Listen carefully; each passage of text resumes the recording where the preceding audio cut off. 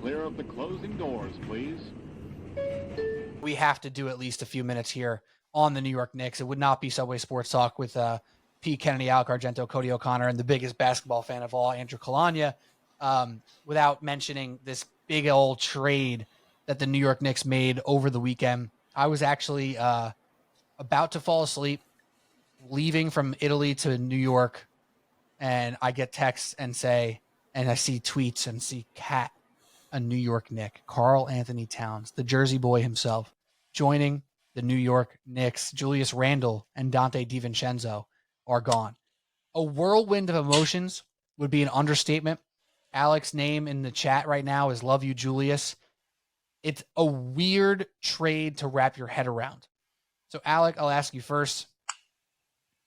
First thoughts when this happened, what you thought of it, and have you moved since and where you are today? I don't know. I'm sure that this has been said by a million people, but I came up with it myself, and I thought it was really cool. They traded 2 dogs for a cat, and that's my problem right there. I have not heard that. You never trade 2 dogs for a cat because dogs pretty are good. But listen, when you get rid of an RJ Barrett, you understand it, right? Like, does it bum you out? Sure, totally get it. You get rid of an Obi Toppin, nobody really cares, right? Or something like that. This to me would be like, for me, I'm not saying talent equivalencies, but if the Yankees traded Derek Jeter and Paul O'Neill for A-Rod in their prime, all their primes, right? So Paul O'Neill, awesome role player. Pete, don't get me started with your I won't. But Derek Jeter's not the better player. A-Rod was always the better player. But there's something about him, right? Like he built something with the team. He's a fan favorite. You watched him grow up. And I know Julius Randle wasn't drafted here or anything like that, but they're like identical spots there. And it's like, it rips your heart out to see someone who I've been a Knicks fan for a long time. I saw a lot of people skirt away from they didn't want the smoke of New York. They didn't want it. And Julius Randle not only wanted it, he embraced it, and he put pen to paper, and he brought us to the promised land. And I know for us as a Knicks fan, like we were talking about with the Mets before, the playoffs were the promised land, but we didn't expect that. There was no expectations. There was no money put into the team or anything like that. There was anything different than what they had been trying to do for the past 20 years. And he did that. And then you watched him grow. And I know he had problems with the fans or how he handled things, but it's because he cared, right? Like, I've always been a Julius defender. I know he's been like, a volatile player from their eyes. And then you have Donte DiVincenzo, and like, take aside the Nova thing and everything you want to see. Guy was on the best contract in the league, in my opinion, at least like below the maxes and everything like that. And he's the record holder in one season for 3 points made in a game for the Knicks and 3 points in a season for the Knicks. And he was money in the playoffs, not just money in terms of big shots. The guy was out there playing 40 nights a game. He was the second leading scorer in the Knicks in the playoffs. And you lose him, and it's a bummer. And you lose him for someone that most NBA fans would say, Cat's a loser. He's not a winning player. He's soft. He, what he is in terms of talent. He's incredible in terms of talent. He's hurt a lot. He gets bonehead fouls all the time. And yeah, he spaces the floor. The Knicks probably, have the best spacing in the league, maybe. They can go 5 out for the first time, and you don't have Mitchell Robinson clogging up the paint. But there's so much more emotion for me attached to this than the OG Anunoby, RJ, and Quickly trade. And that sucked. But like this one really just says it's like going from a startup and now you're like a corporate suit, right? Like it's like going those things. And now, it's all like in terms of like the fun or like no expectations. If we make it to the conference finals, that'd be great this year, wouldn't it, Pete? It's like, no, like you have to win the title this year. If you don't, you're screwed. The fan base is going to be pissed off, and you're tied to this team for 4 years now. About 4 years, and that's hoping Bridges actually does what's reported, and he takes a cut on his contract extension. But you don't have flexibility after this. Maybe you can trade Mitch for Trey Murphy or something like that, which I've been seeing out there because you have a couple assets left. But you gotta win on second round picks now. You gotta win on your first round picks every other year. You got nothing now, and like it's scary. On paper, it probably makes sense, but there's so much emotional attachment, and what this culture has been building towards for years, and it's not Cat, and that's how I feel about it. And has anything changed? probably not. I'm like bummed about it. I'll root for the laundry like Drew always says, but it's tough to see Randle and Devo go. That was beautiful. I'm moved right now. That really was an encapsulation of the feelings that all I felt. I'm right there with you, Alec. Like all those feelings you felt, and then you start diving in. I think where I've differed from you is between what was it, Friday night, I guess, or Friday evening when it happened, to now. I've tried to work through the thought process and look at people who aren't in New York and what they're kind of saying about it, just to kind of get different opinion and think about it from different perspectives. Because I agree wholeheartedly on the Julius Randle front. People gave him way too much crap. Clearly, he cared so much. Donte Divincenzo, a dog. But then you start thinking, like, where do these players fit if they didn't make the moves and you wanted to see them run it back? I know I did, but I do say this. If they go out there and win, which they should be favored against most teams in the league next year, how do you make a big trade like that if they are the 2 seed or the 3 seed in the Eastern Conference? You really can't. So you have to kind of rip the Band-Aid off. So what are the people saying who aren't Knicks fans, who aren't New York biased and et cetera? Well, people are talking about the Timberwolves and how they're blowing their chance at a finals opportunity because they're afraid to pay Cat more because they're cheap. The Knicks aren't cheap. The one thing you could say about Dolan is he'll pay. He will pay for anything and to a fault, right? So clearly paying the luxury tax if they're a contender probably won't be a hindrance on James Dolan. You also look at Leon Rose and this front office, and you have to give them the benefit of the doubt. They have made move after move after move to this point that have worked. You bring in Josh Hart, boom, you go on a run. You bring in Devo, he's not even supposed to be a starter. Boom, he's one of the best signings in the offseason. You obviously the Jalen Brunson thing speaks for himself, but then you look at building up Deuce McBride. You look at all these little pieces. You look at the OG Anunoby trade, and Leon Rose has earned the trust to think he's making good decisions for this franchise. And the floor spacing is absolutely a huge win for the Knicks from an offensive standpoint. And then the one thing you have to point to from Karl-Anthony Towns is, yes, all that frustration is real, but yes, it was actually his most complete winningest season as a player last year. And you can give Anthony Edwards all the praise that he deserves, but you have to point to Cat being the second leading scorer on that team, being a key defender on Nikola Jokic in a full playoff series. Like, Cat was the one. It wasn't Rudy Gobert. Karl-Anthony Towns was guarding Jokic night in, night out in that series. He also sucked in the Maverick series, though. Karl-Anthony Towns. Yeah. So yeah, like but so did their whole team kind of sucked in that series, if we're being honest. Like, they all kind of fell apart. They blew their load on the defending champs. But besides the point, I don't disagree with you. But Karl-Anthony Towns, without him, they don't beat the Nuggets. They probably shouldn't have beaten them anyway, but they only beat the Nuggets because of Karl-Anthony Towns. So for all the negativity and the frustration that he brings, you have to kind of give him some credence that he has grown. It took 8-9 years for him to get to a better place in his career, but he's gotten to a better place in his career. And this one stings, but end of the day, it makes sense for this team offensively, and it makes sense for this team from a ceiling perspective. And I think it's going to work out in the long run. And winning does change everything. I think if they keep winning, you're going to look at Cat and say, I get it, but it does sting. But I guess my biggest thing too is, like, you kind of knew what you had. You didn't know, but like Julius Randle is the ultimate devil, right? And then you bring in Cat, and there's so many question marks. There's a health concern, right? And it's not just with him. You have OG Anunoby and Karl-Anthony Towns, who are monumental health concerns.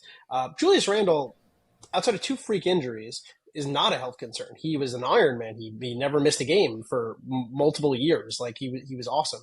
Then you have the added component of Cat worked with Tibbs. Cat hated Tibbs. He hated the Jimmy Butler situation. He hated that, like, Tibbs favored Jimmy Butler, which Tibbs does that. He's coming into a whole 3 Nova boys that Tibbs loves, and he's a godfather or whatever he is to Jalen Brunson. Like, that's its whole thing. But to me, the biggest thing is, like, the timing of it all makes no sense. This did not need to happen right before media day. Technically, it's still not happened.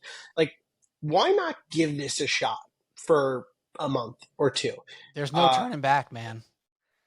There's no turning back. But I'm not saying, like, Karl-Anthony Towns, everyone knows that they were trying to move on from Karl-Anthony Towns They because they couldn't weren't afford last it. year.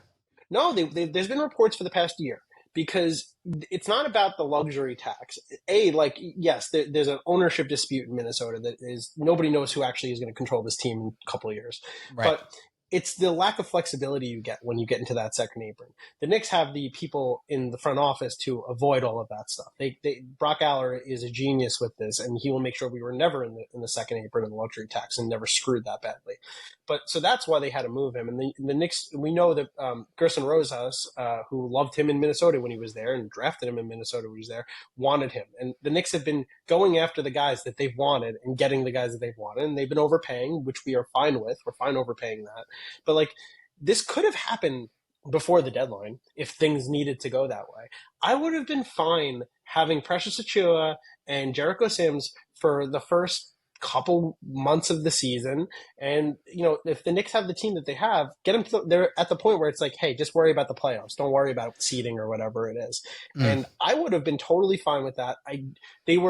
They should have been in the conference finals if they didn't have their entire team lost. I think they would have given the Celtics a run for their money this year with Mikal Bridges locking the two best 3-and-D wing defenders in the league against the two best wings, arguably, in the league. They had a shot. They had a snowball's chance of going to the finals this year. And their chances haven't escalated that much now. Right. So there's just so many question marks that are now that are lingering, and there's no answers for it. So and it becomes like, and then you look at the Minnesota side. Why the hell would they want that trade? That makes no sense for them unless they're going to flip Julius Randle, which they might. But like the spacing between Randle and Gobert makes no sense. It makes less sense than Cat. Way worse. Yeah, and then if I can cut you off quickly, we've always said about Randle, his worth to the Knicks was always higher than it was 100%. To other teams, which makes it interesting that they would get Towns for Randle, really, and Divincenzo obviously as well. Flexibility. Exactly. It's flexibility for them, so that's why it makes sense. But I do agree with you. I want to get Cody in here because I want Cody's opinion on this trade as well. No, all good. But I want Cody's take here. He's not a Knicks fan. He's a huge NBA fan, so I do kind of value the opinion. You're a Knicks supporter for sure, but what's the take from your end on this trade?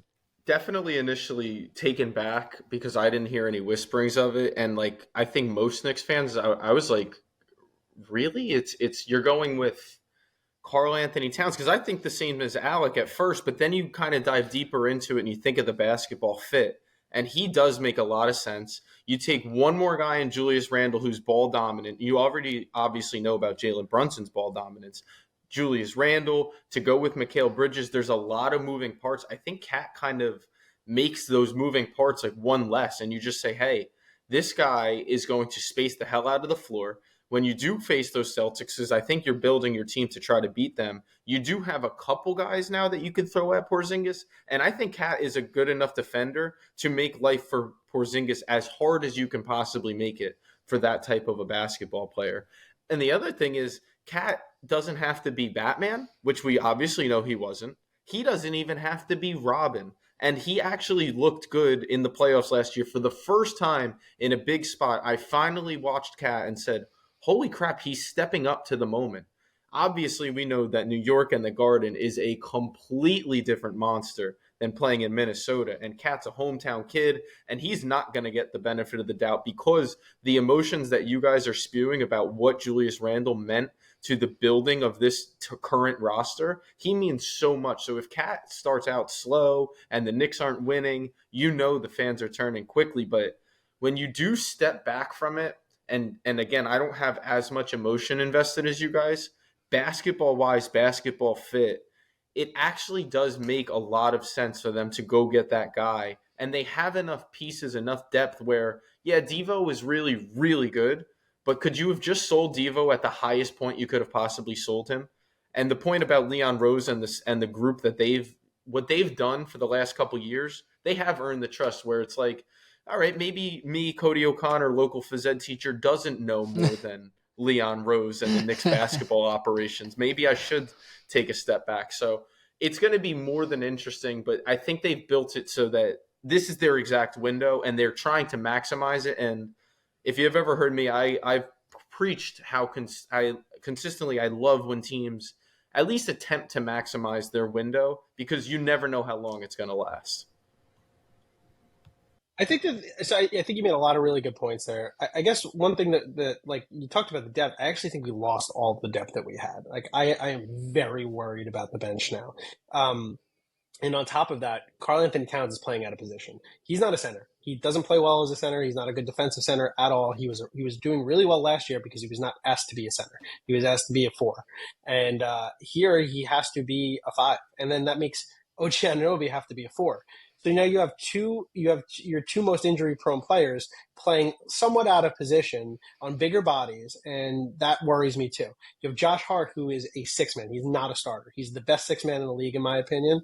And when he's a starter, he's a good starter, and he's a closer. He's a playoff lineup kind of guy. Obviously, you want him in there as much as possible, but I don't think he's a starter. And now on the bench, you have one guy who's maybe going to be pretty good. In Deuce McBride. And we wouldn't say that a year ago. We would not have said that about that Deuce McBride a year ago.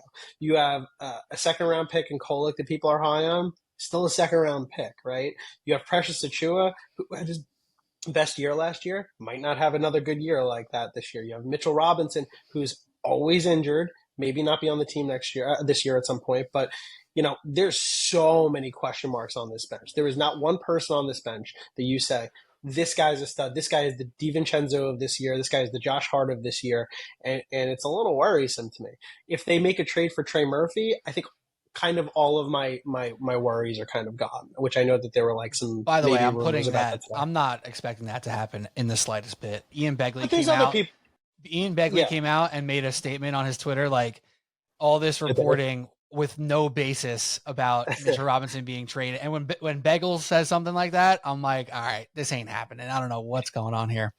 But regardless, you get a 4 to replace Mitch, and then you can have Precious play out of position a little bit, be a center. He can hold it down for 10 minutes a game, 15 minutes a game, whatever it is. Like, that's a different story. But I'm worried. Like, I don't know that this makes the team better. It makes the starting 5 better. End of the day, the biggest loss is not Randle and it's not Divincenzo. It's Isaiah Hartenstein. And I'm going to be honest right now. It is. And you said we'll take good care of him. You're welcome, Oklahoma City Thunder. But basically, you mentioned how there's no Divincenzo on this team last year. There was no Divincenzo on this team last year. He was not this ever in his career. What Donte Divincenzo did for the New York Knicks, he has never done before. He was not a starter when he was signed. He earned that spot and then went nuclear for the rest of the season into the playoffs for a Donte Divincenzo level player. He wasn't averaging 24 points a game. We all think of him as Donte, this Villanova GOAT in New York, who's a playoff legend now in Knicks history, if you will. But he really, he wasn't averaging 26 points a game. He was averaging 15 points a game with occasional times to go off. So I don't want to put that into the ether just yet, that there's no Devo yet. He was a brave Italian-American basketball player. And on this podcast, Donte Divincenzo is a hero. End of story. Okay? I'm not going to take this nonsense from you or anybody. Okay? How long were you waiting to drop that one? Oh, so long. That couldn't have been any better. Oh, God. I will say, though, Pete, I think that's a good point. And actually, I'm wondering if we can always find a Divincenzo or a Hartenstein with Tibbs. And if Hartenstein and Devo will not be Hartenstein and Devo on their new respective teams.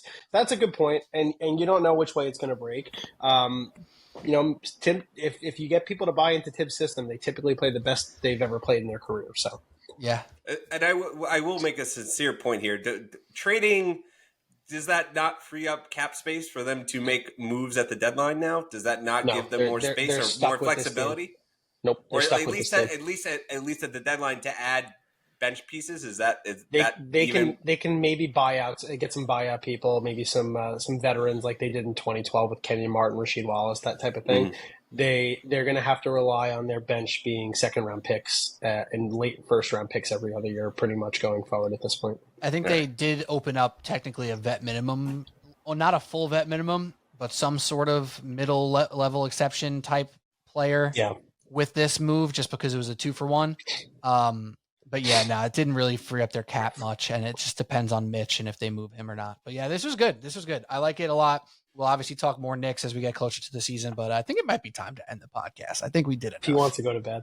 No, I don't actually. I could keep going, but we're hitting an hour 45 right now, and I'm looking around. I'm saying I'm making these guys stay up until 11:30 recording this podcast. I can go for days on this stuff. This is I fantastic. had a blast today. You want to Today talk was some fun. Giants, some Jets, some Nah. Also, wait, I do No, want to we ask. gotta go. We gotta go. Actually, I'm Absolutely tired. not. I can, I got kids, man. I got kids. that's true.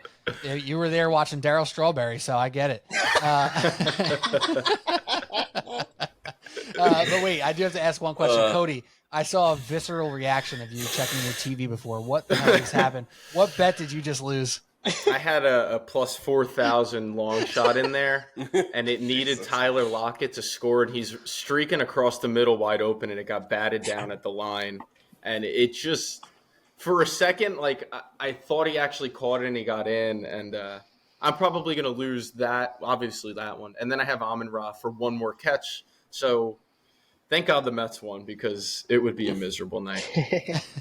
I saw you just go like this, put your hands in your head and lean back in your chair. And I was like, Cody just lost a bet for sure. Yeah. It was, it's $400 like out of nowhere. That would have been sweet. And, it's not going to happen. Them's the turns, huh? All right. Well, what a podcast, gentlemen. What a great time to have 4 people here to talk Mets, to talk Yankees, talk Knicks. Just what a gem of a podcast. I hope everyone out there appreciates it. The same on Subway Sports Talk, on your podcast app, YouTube. If you're listening to me say these words, an hour 45, you obviously know where to find us. So why don't you spread the word? Drop a comment, maybe a rating, tell your friend. This is a great podcast. These guys are pretty cool. Pretty fun. One of them doesn't pay taxes. It's pretty cool, actually. Very chill stuff here on Subway Sports Talk. Thank you all for listening. Cody O'Connor, Andrew Calagna, Alec Argento, Pete Kennedy. That's all we got. We'll talk to you soon. Cheers. See ya.